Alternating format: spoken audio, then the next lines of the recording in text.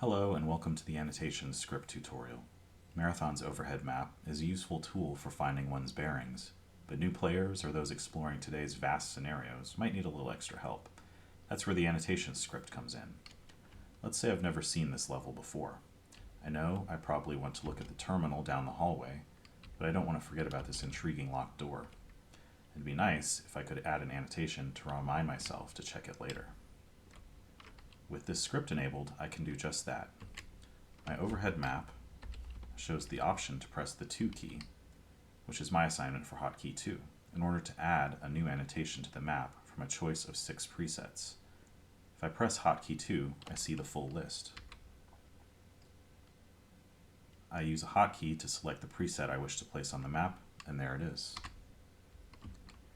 I can place several more as the fancy strikes me.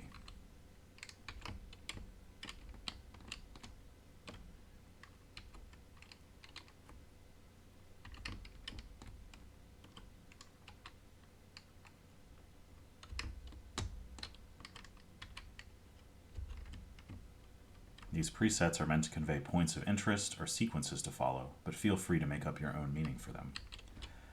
If I placed one preset when I meant to place a different one, or if I want to change an existing annotation for any other reason, I can do so easily. Starting from the main overhead map menu, I press key 3, which also happens to be my assignment of hotkey 3. This allows me to change the closest annotation within 4 world units of my present location. Once I've selected the Edit menu, the annotation that I will modify begins flashing. I choose the replacement annotation in the same way I would create a new one, and the replacement appears on the map. If I want an annotation to disappear entirely, I can do so by pressing hotkey 4 from the main menu, which for me also happens to be the 4 key. This enters deletion mode, which acts similarly to the edit mode. It picks the closest annotation within 4 world units and causes it to flash. I can press hotkey 4 again to cancel the deletion, or I can press hotkey 2 to confirm it. The cancel option is the same hotkey as the deletion option, so you don't accidentally double tap the hotkey and delete an annotation. There are 2 more options on the main menu that allow for quick placement of new annotations. These are hotkeys 5 and 6, which in this example are mapped to key 5 and to the right control key, respectively. You'll notice that right control is abbreviated as RC. Every hotkey name is abbreviated in this way. Pressing hotkey 5 will place a new instance of the first annotation preset, and pressing hotkey 6 will place a new instance of the second annotation preset. Thus, you can create these annotations without going through the selection process from the full new menu. You may change the presets. This can only occur during solo play, and the preset changes only take effect in your current game. If you start a new game, your new presets will not appear, but if you load a saved game in which you change the presets, your changes will remain. If you want to change the presets permanently, you need to edit the script itself. With that in mind, let's change some presets in-game. I bring up the Lua console by pressing the / key. Your mapping might be different. From there, I can type presets set,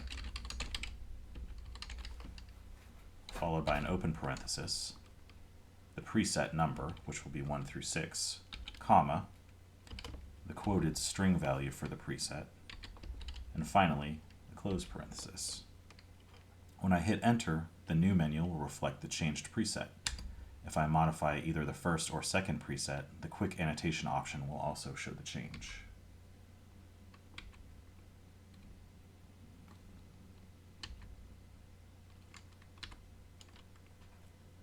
Presets can be up to 64 characters long. This is the maximum length of any annotation in the Aleph One engine.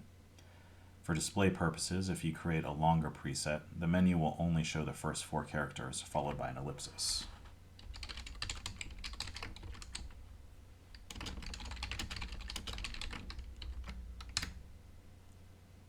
If you place the annotation, you will see the full text. If you want to reset any single preset to its default script-defined value, you may follow a similar procedure. In the console, type presets clear open parenthesis, the preset number, close parenthesis, and enter. If you want to reset all presets to the default values, type presets period reset, open paren, close paren.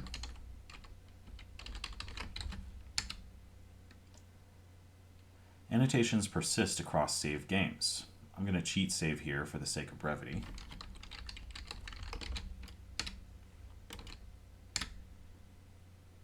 Quitting the current session and loading the save I just made, I see my annotations are right where I left them.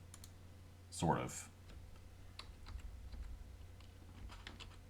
Although the annotation coordinates are the same, they're rendered differently upon restore from how they appeared before quitting. This is engine behavior the script can't control. You can see that it resets as soon as you reload the map, though. This script was intended to be an extension of Marathon Istoria's built-in functionality. As such, it also works with Istoria's implementation of level persistence. Placing an annotation on a level, leaving that level, and then returning will show that the annotation has remained across the level transitions. If you haven't played Istoria, I highly recommend that you give it a try. The annotation script should also work fine on scenarios that do not use Lua, such as the original Bungie scenarios, and almost all others. The more Lua that's in use, though, the more likely it is that this script will not play nicely. Using hotkeys on the overhead map will trigger actions from this script and from whatever else the scenario might have in place to handle those hotkeys. I can't vouch for perfect usability on Apotheosis, and I suspect that Eternal or the upcoming Where Monsters Are in Dreams will require significant changes to this script. Feel free to try them out and comment on this video. Leave a comment also if you find any bugs or have questions about the script. The instructions in this video are also part of the README that comes with the script. The annotation script has been designed with co-op play in mind as well, though I have not tested that aspect extensively. Again, let me know here or on the linked upload page if you try co-op play. Thanks for taking a look and have fun.